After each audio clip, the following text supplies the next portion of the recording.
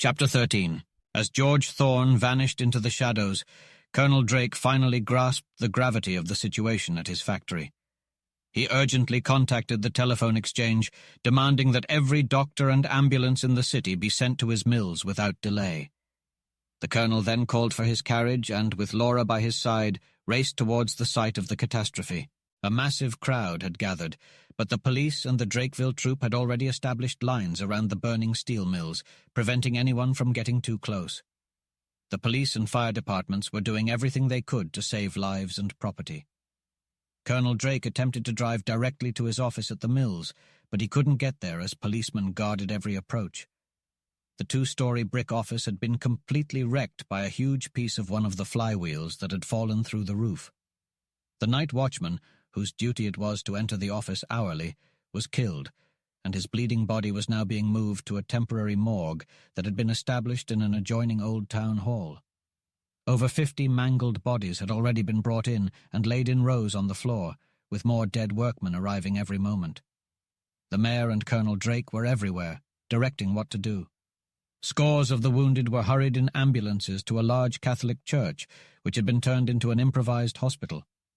Physicians, volunteer nurses, beds and blankets were sent there. Fortunately, the seats in the church were movable, so they were quickly carried into the streets, and on beds and blankets the suffering men were placed, and an examination of each wounded person was being made. Reporters took names and addresses, and ambulances began to remove the severely injured to the city hospitals. Colonel Drake left Laura to minister to the wounded in the church and sought out Wilson, his manager, and George Thorn. Everybody worked until daylight. Many wounded and dead men, women, and children were brought to the morgue and hospitals from the wrecked tenements that stood near the exploded mills. Several bodies of dead workmen and the wounded who could not escape from the burning works were consumed.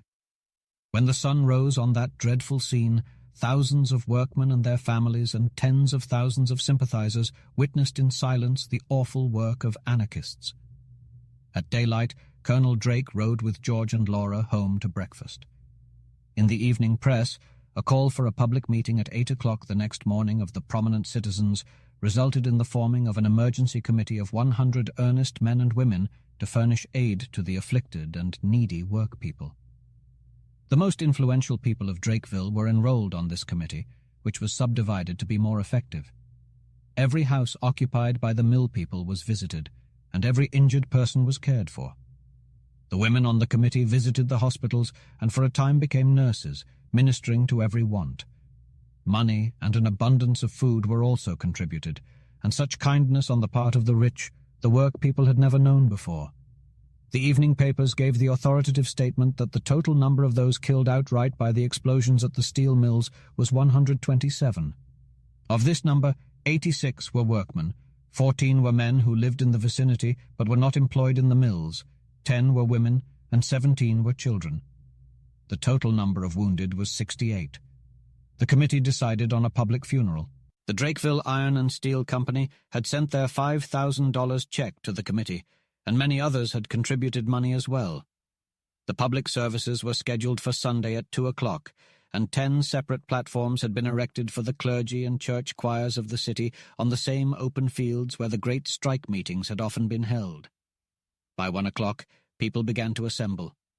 Workmen came from all parts of the city, and over 50,000 laborers with their wives were on the ground, most wearing black crepe on their arm. 15 minutes before 2 o'clock, solemn band music gave notice to the crowd of the approach of an imposing procession. Platoons of police led the column, followed in carriages by the mayor, his cabinet, and the city council.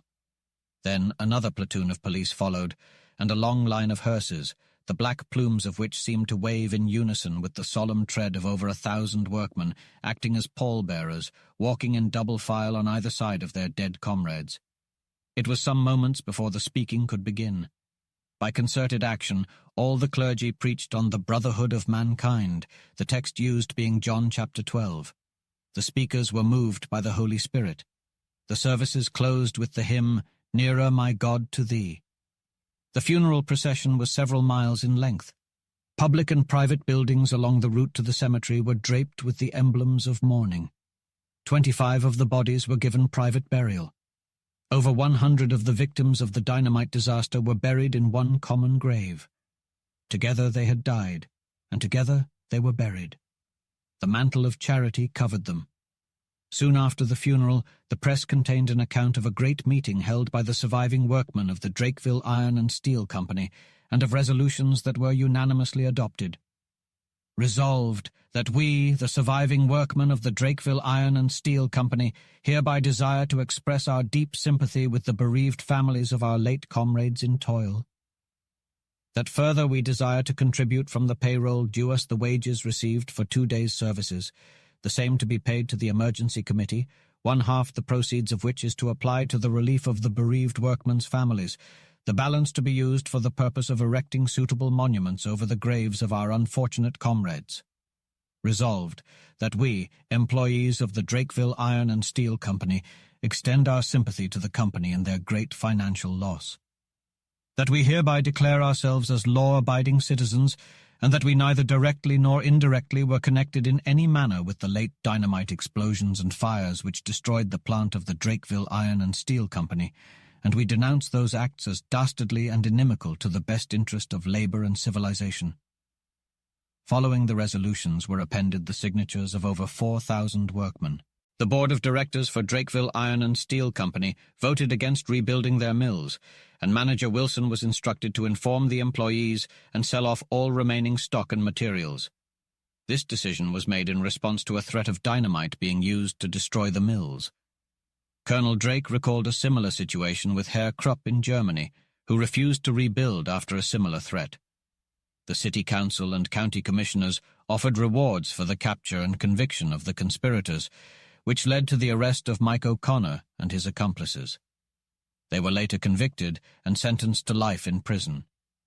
Colonel Drake and Laura planned to sail to England to join Mrs. Drake and party, while George Thorn presented plans for a new steel plant with improved processes. They also hoped to find a way to harmonize capital and labor for the benefit of humanity. Laura promised to assist Thorn in any way possible. The resolutions and names of those involved were printed in the press and delivered to the Steel Company president, restoring trust and business in Drakeville.